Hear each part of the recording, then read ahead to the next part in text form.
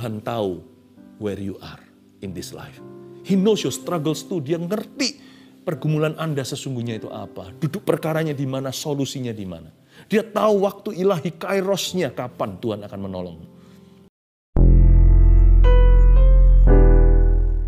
Rapi setiap telinga, kuping rohani kami terbuka.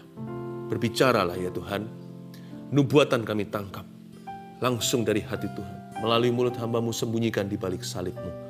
Hamba berdoa setiap orang sungguh-sungguh mendapat perubahan hidup dan perubahan nasib dari Tuhan. Kuserahkan setiap domba-Mu dengan iman sekalipun ku tidak tahu berapa banyak atau siapa saja yang mengikuti. Dari ujung ke ujung setiap domba-domba Kristus, kuserahkan ke tangan-Mu Tuhan di bawah bimbingan tongkat dan gadamu. Dalam nama Yesus beri kami firman. Haleluya.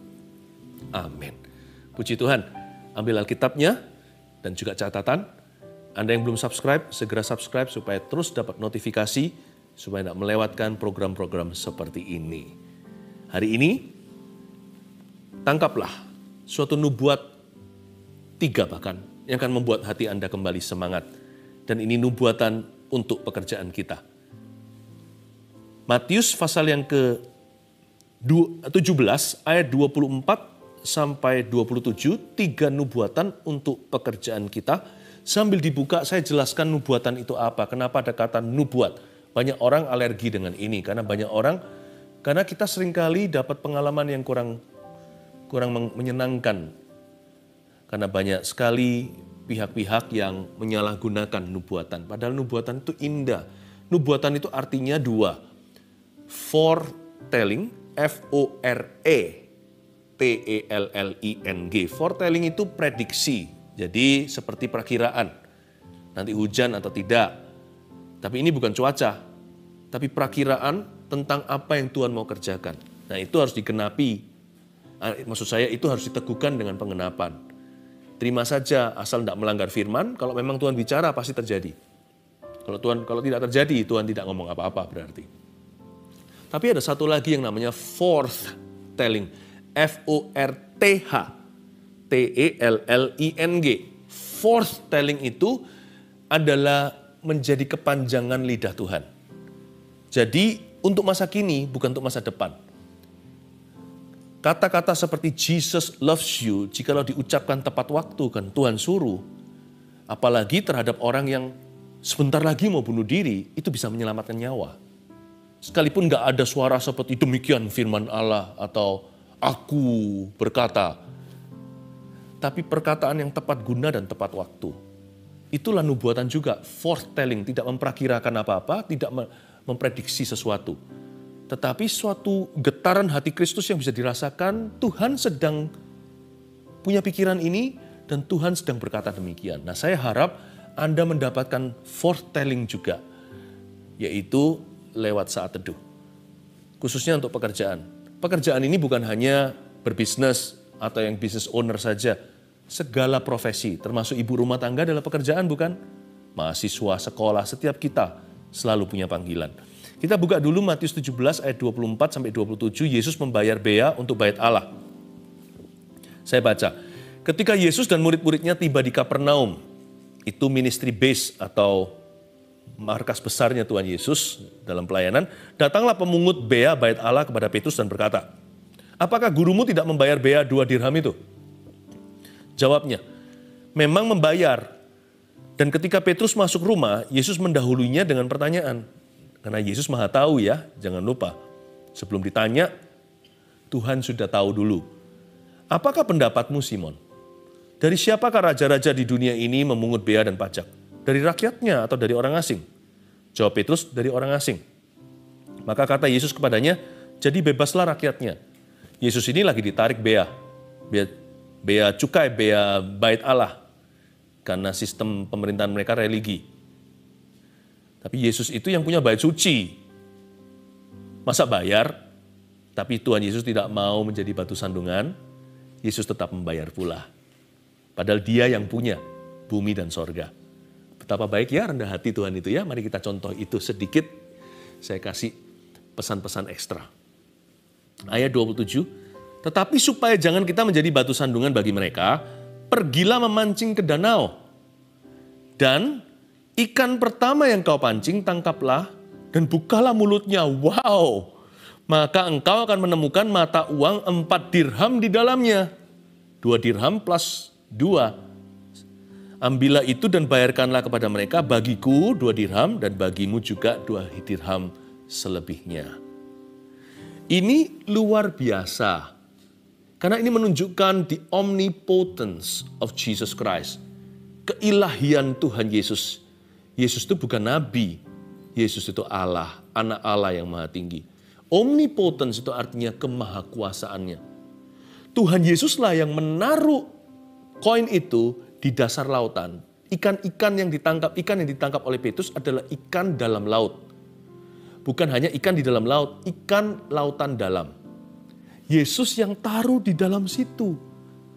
Pratanda bahwa Tuhan Yesus kita itu memang Allahnya bumi, langit, dan lautan. Jadi jangan sembah apa-apa lagi, Tuhan itu komplit dan lengkap. Nggak usah kita cari sesuatu superstisi atau suatu keyakinan-keyakinan yang tidak terbukti. Yesus itu mendominasi bahkan ikan di lautan. Tuhan bisa taruh koin di dalam sana. Ini bukan magic show, ini mujizat. Coba bayangkan dulu. Penting sebelum Anda terima nubuatan, karena nubuat harus selalu menunjuk kepada Dia, Sang Pencipta. Harus kepada Sang Penebus. Nubuatan harus mengarahkan mata ke Yesus. Coba saya bicara tentang pribadinya Tuhan dulu dan keilahiannya. Supaya Anda dan saya taruh percaya, bukan taruh keyakinan pada diri sendiri, apalagi manusia. Yesus itu luar biasa. Dia bisa taruh di sana. Dia itu mendominasi bahkan makhluk hidup di bawah bumi. Berada di tempat yang low, the lower world, even the lower world belongs to Him. Bahkan bumi di kolong langit ini bukan hanya di kolongan, tapi sampai di kolongannya bumi sampai yang paling bawah itu dominasinya Tuhan Yesus. Tidak ada sesuatu di luar jangkauannya, itu sudah pasti. Baik yang di sungai, di laut, di langit, di atas, di angkasa, di bumi, di seluruh pelosok dunia. Gak ada yang luput dari jangkauannya. Berarti Tuhan sanggup menolongmu, bukan? Tuhan sanggup menolong Anda. Dan bukan hanya itu juga menunjukkan the omniscience of Jesus atau kemahatauannya. Selain Tuhan yang menaruh koin itu di bawah lautan, di dalam perut ikan, di dalam mulutnya. Ya. Bukan hanya itu saja, Tuhan juga tahu ikan itu di mana. Tuhan tahu bahkan ikan itu di mana. Jadi tidak heran Dia bisa mengerti berapa jumlah rambut di kepala kita. Alkitab mengatakan Dia menghitung rambut di kepalamu. Itu bukan dihitung jumlahnya berapa ratus ribu hair yang ada di kepala ini. Tapi masing-masing lembaran seutas rambut yang jatuh ke bumi, itu ada nomornya di hadirat Allah. Jadi hari ini waktu Anda sisiran tidak hati-hati, yang kecantol di sisir itu adalah rambut nomor 400.567. Atau itu mungkin rambut yang ke-29.349. Ada barcode-nya. Begitu telitinya Tuhan, bukan hanya maha kuasa. Dia maha tahu, bukan hanya maha tahu untuk menghakimi bumi. Ayo, I know what you did last summer. Aku tahu apa yang kamu lakukan di tempat tersembunyi. Tapi dia itu teliti. Rencananya itu detil dalam hidupmu. Dia perhatikan bahkan burung pipit di udara. Kenapa kita worry? Hanya karena kita belum mengalami mujizat, kita sedang dalam ujian. Tetaplah tabah, saudara. Tuhan kita itu tahu di mana Anda berada. Saat teduh seperti ini, nggak sampai 1 jam. Mana bisa saya nubuatkan satu-satu setiap orang. Fungsi daripada kata-kata pengetahuan, fungsi daripada nubuatan adalah untuk menggugah semua orang sisanya bahwa Tuhan tahu where you are in this life. He knows your struggles too. Dia ngerti pergumulan Anda sesungguhnya itu apa. Duduk perkaranya di mana, solusinya di mana. Dia tahu waktu ilahi kairosnya kapan Tuhan akan menolong. Ya, ini saya kalau baca begini saya nggak habis-habis bisa merenung betapa hebatnya Tuhan kita. please jangan sembah yang lain kecuali Yesus Tuhan. Karena hanya dialah Allah alam semesta. Semesta langit dan bumi memuji dia. 3 nubuatan untuk pekerjaan kita mulai di ayat 27 dulu. Tetapi supaya jangan kita menjadi batu sandungan bagi mereka. Pergilah memancing ke danau. Garis bawah itu. Perintah Tuhan yang pertama itulah nubuatan pertama untuk pekerjaan kita. Tuhan berkata begini, pergilah memancing. Pergilah memancing. Ke danau secara spesifik. Spesifikasi bagi Kefas atau Petrus. Karena dia nelayan, ya ke danau bukan ke kantor. Bukan ke sawah ladang itu petani. Bukan ke kebun buah-buahan. Karena dia bukan tukang anggur. Juga bukan bukan peternak, jadi bukan disuruh bukan disuruh ke kandang. Yesus itu sangat-sangat bijaksana. Tuhan berkata, Simon, pergilah ke danau. Tapi perintahnya adalah pergilah memancing ke danau. Sesuai dengan profesinya. Saya merasakan ada getaran suara Allah untuk setiap orang dalam pekerjaannya. Yang ke-1 tulis ini, bekerjalah di ladang Allah. Maksudnya apa Pastor Philip? Berarti saya harus jadi pendeta. Ladang Allah itu luas, Tuhan itu loh. Allahnya langit, bumi, semesta alam, dan lautan. Angkasa raya semuanya ini kecil di tangannya, dia maha besar. Kalau saya bilang bekerjalah di ladang Allah, itu di pekerjaan Anda, bukan disuruh jadi pendeta. Pendeta ya di gereja, pendeta bekerja di kantor gereja, di kantornya. Tapi kita semua punya pelayanan, yaitu pekerjaan kita. Bekerjalah di ladangnya. Mulai hari ini, inilah kehendak Allah. Tuhan ingin Anda untuk melihat panggilanmu di mana Anda ditempatkan selama tempat itu halal dan benar. Kalau tempat itu adalah human trafficking, kalau itu tempatnya adalah kriminalitas, nah itu bukan dari Tuhan. Tapi sesuatu yang baik dan benar selalu dikuduskan, segalanya dikuduskan lewat doa dan firman. Di tempat Anda berpijak, itulah tanah Kanaan atau tempat perjanjian. Itulah covenant-mu dengan Tuhan Yesus. Bekerjalah di ladangnya karena Allah yang meletakkan Anda di sana. Bekerjalah sungguh-sungguh. Kalau Anda tidak kerja, jangan makan. Kata firman Tuhan. Bekerjalah di ladang Allah. Pergilah memancing ke danau. Pernah mikir enggak? Kalau Tuhan memang butuh uang, kenapa Tuhan pakai ikan? Kenapa hari itu ikan adalah makhluk yang diistimewakan?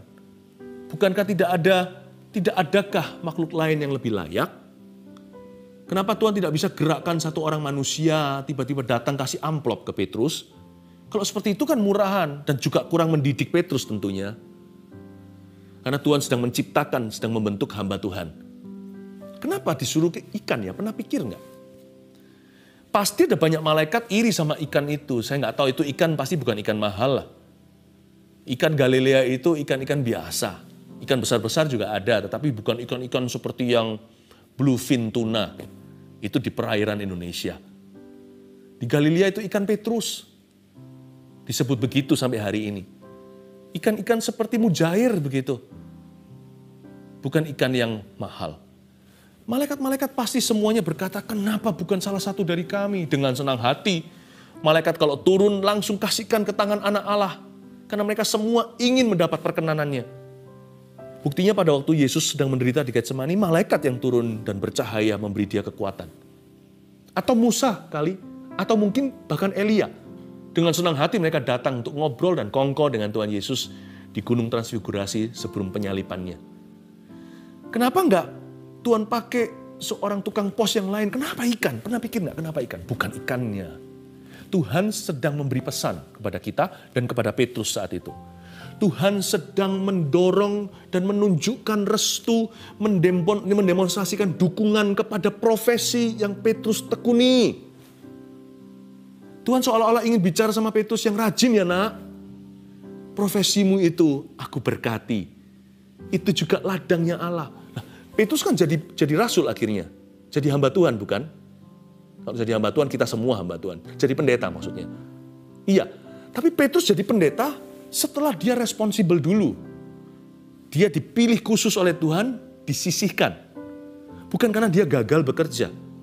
Ingat ya, Petrus meninggalkan jala ketika dapat 153 ikan. Dan dia berkata, pergilah daripada aku orang berdosa. Ikannya besar-besar. Dia tiba-tiba kejatuhan bintang kejora.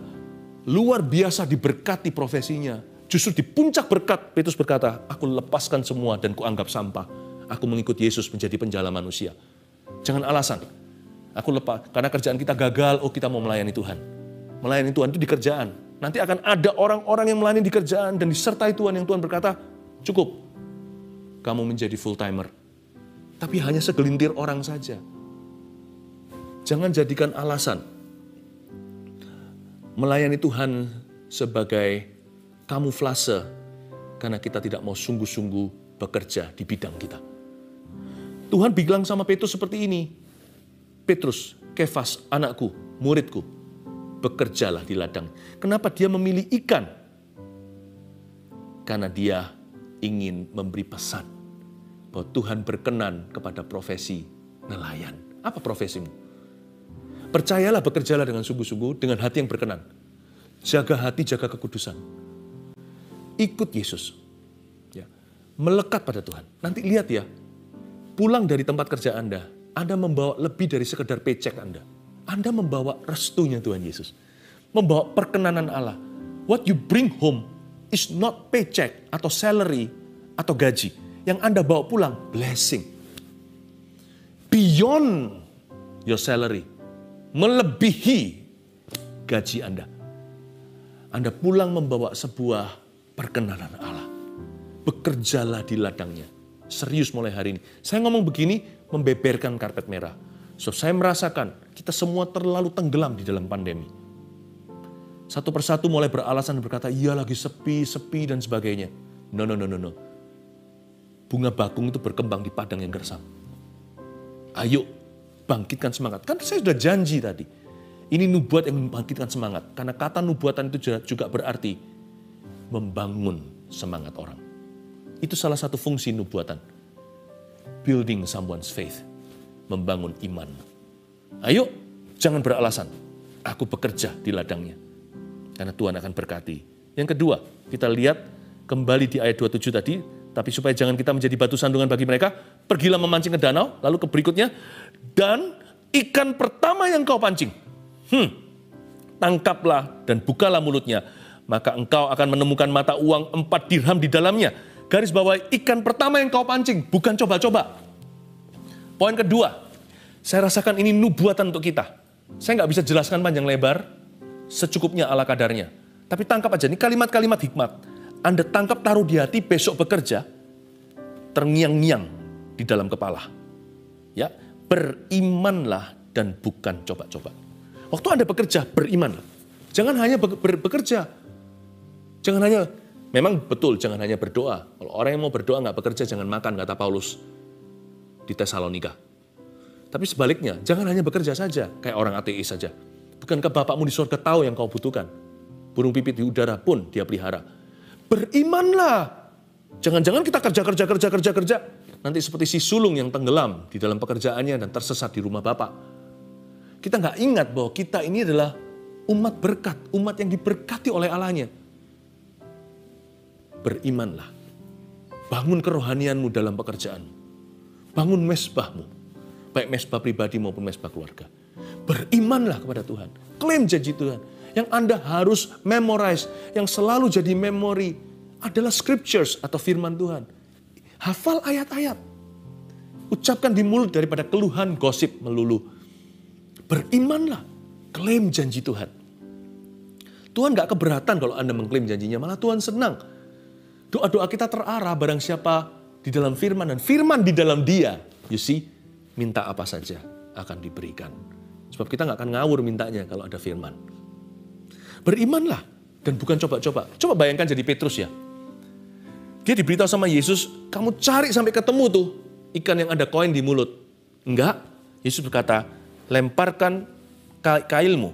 Ikan pertama yang kau pancing, Tuhan bahkan tidak pakai jala, individu. Bukan grosir banyak lalu mulai disortir satu persatu yang mana ada koin di mulutnya. Jangan coba-coba. Presisi. Ini adalah bisnis pekerjaan atau profesiku. Presisi, ini yang ku mau, Tuhan yang akan arahkan. Aku serahkan perencanaan. Kejar, bukan kejar berkat. Kejar tujuan Allah. Berkat akan mengejarmu. Ya, presisi. Ini yang aku mau. Ikan pertama yang kupancing akan kudapatkan. Dan Tuhan itu juga maha kuasa. Saya tunjukkan kemahakuasaan Tuhan. Kalau saya jadi Petrus disuruh pergi situ, saya pasti ragu. Begini pasti, saya mau lempar. Siapa tahu kalau saya lempar, ini pikiran manusia. Kalau saya lempar nanti ternyata bukan ikan itu, persis di belakangnya ikan yang akan lewat berikutnya. Jadi kadang-kadang pikiran saya membuat tangan saya lamban untuk melemparkan kailnya. Waktu saya mau lemparkan, ragu. Siapa tahu sudah lewat ikan itu. Kalau saya lemparkan sekarang terlambat. Peduli amat. Mungkin saya sedang bergumul 10 menit pertama di pinggir lautan atau di tepi danau itu. Tapi akhirnya, peduli amat, saya lemparkan. Kok bisa tepat jackpot? Cering, kena ke ikan yang satu itu. Dari jutaan ikan di Galilea. Kok Tuhan tahu ya? Kok Tuhan bisa membaca keraguan, hesitance atau hesitation maksudnya. Dia kelambanan Petrus atau pergumulannya. Andai kata Petrus lebih cepat, juga kena ikan yang sama. Andai kata dia lebih lambat 10 menit karena dia bergumul yang ini bukan. Atau sebelah sini, atau sebelah situ. Kayak kita di supermarket begitu, kita lihat yang kaleng ini atau kaleng itu ya. Masih kita lihat belum pasti. Padahal tadi waktu datang sudah tahu mau beli apa. Kalau kita lempar terlambat, juga kena ikan yang sama. Allah kita tidak coba-coba. Kalau Anda lemparkan sekalipun Anda ragu, asal Anda lemparkan dengan iman. Kalau iman Anda bulat, Anda lemparkan, Anda hemat waktu. Kalau Anda ragu, tetap Anda akan dapat ikan itu. Karena when God promises, it will come to pass. Kalau Tuhan telah berjanji, itu akan digenapi. Titik. Iman kita bukan pada ikan, iman kita bukan pada kail, iman kita bukan pada iman kita. Ya enggak, iya. Iman kita pada Dia yang menjanjikan. Berimanlah, jangan coba-coba dalam hidup ini. Sekolah juga sama. Go for your dream. Asal Tuhan beserta, apapun juga akan jadi. Katakan amin. Terakhir, di kalimat yang terakhir pula, ambillah itu dan bayarkanlah kepada mereka, bagiku dan bagimu juga, 4 dirham, 2 dan 2. Garis bawahi, ambillah itu dan bayarkanlah, ambillah itu dan bayarkanlah. Saya kalau renungkan firman ya, saya ulang-ulang. Ambillah itu dan bayarkanlah. Tulis poin ketiga. Inilah nubuatan untuk pekerjaan Anda dan saya. Bayarlah dengan berkat-berkatnya. Bukannya bayar itu pakai cek, pakai uang, iya, itu wujudnya. Tapi kita harus mengubah mentalitas kita. Saya tidak membayar itu dengan kemampuan saya. Saya hanya berusaha. Tapi berkat itu sumbernya adalah Allah. Harus mulai hari ini pengakuanmu diubah, attitude-mu ganti, sikap hati kita tidak sama. If I have to pay for anything, kalau saya harus membayar sesuatu, apapun itu juga. Kalau bahkan saya harus menabur, Alkitab mengatakan dialah yang menyediakan benih bagi sang penabur. Segala sesuatu kata Roma adalah dari Dia. Lalu oleh Dia dan untuk Dia. Bagi Dialah segala kemuliaan. Aku bayar dengan berkat-berkatnya. Jangan stres dan bunuh diri. Allah tidak mati. Pay with His blessings. Saya beritahu, Tuhan memang memilih profesi Petrus. Dan Dia berkata, aku kasih restu. Hai muridku, pergilah memancing karena kamu nelayan. Jadi jangan salah pergi ya, jangan ke sawah. Tidak ada berkatku di sana kalau kamu ke situ. Jangan salah alamat. Kalau aku memanggilmu jadi nelayan, di danau lah ada harta karunmu. Kalau Tuhan memanggil Anda di perkantoran, jangan ke danau, di sana nggak ada berkatmu. Berkatmu di kantormu. Di mana kita ditempatkan, disitulah Allah menyimpan. Kalau masih berlamban-lamban, bekerjalah di ladangnya. Di ladang Allah, berimanlah. Dan Tuhan memang memakai Petrus profesinya untuk menangkap ikan itu. Tapi tahukah Anda, hari itu ada satu ikan yang so happy. Karena ikan itu nggak mati, dijual di pasar, diambil. Karena Tuhan nggak suruh, kamu tangkap ikan itu, jual ikan itu, jadi duit, bayarkan. Tuhan nggak berkata, di ikan itu ada koin, kamu ambil koin itu, bayarkan. Ikan itu tidak ditulis, tapi Petrus pasti mengerti, kembalikan ke lautan. Tuhan tidak perlu membunuh untuk menghidupimu. Bayarkanlah. Apapun itu juga. Ngomong begini, kalau hari ini kita belum bisa, belum punya, asal kita sudah berusaha, asal kita sudah tulus sama Tuhan, asal kita sudah sungguh-sungguh hidup dalam kebenaran, Aku akan sanggup membayarnya dengan berkat-berkat-mu. Sekalipun lewat ikan, Tuhan memakai profesi Petrus, namun berkat itu datangnya bukan dari usahanya. Hari itu Petrus membayar bea, bukan dari ikan yang dijual oleh nelayan, karena nelayan harus jual ikan. Ikan itu hanyalah kendaraan. Petrus menemukan berkat Tuhan di dalam profesinya. Jadi tidak bisa sehari ini Kefas berbangga dan berkata, haha, bisnisku membuatku kaya. Pekerjaanku yang menyediakan semua yang kuperlukan. No. Pekerjaanmu itu hanyalah alasan Tuhan menyalurkan sesuatu. Anda harus berkata, semua ini, kata Roma, adalah dari Tuhan. Anda harus bisa berkata, anakku sekolah karena Tuhan. Gak peduli sana miskin siapa kaya. Setiap orang miskin di hadapan Allah. Yang ada di dunia ini hanyalah orang yang miskin dan lebih miskin di hadapan Tuhan. Gak ada konglomerat di matanya. Semua kita poor in His sight. Karena kita gak punya apa-apa. Mati gak bawa apa-apa. Karena itu ganti pengakuanmu. Termasuk orang yang tidak bisa lanjutkan sekolah. Jangan habis itu Anda stres setengah mati, depresi. Anda berkata, kalau Tuhan sekolahkan orang lain. Dan seolah-olah itu orang itu bisa sekolah karena keluarganya. Bukan, Tuhan memberkati orang baik maupun orang jahat. Allahku, ingatlah aku pasti bisa lanjut sekolah.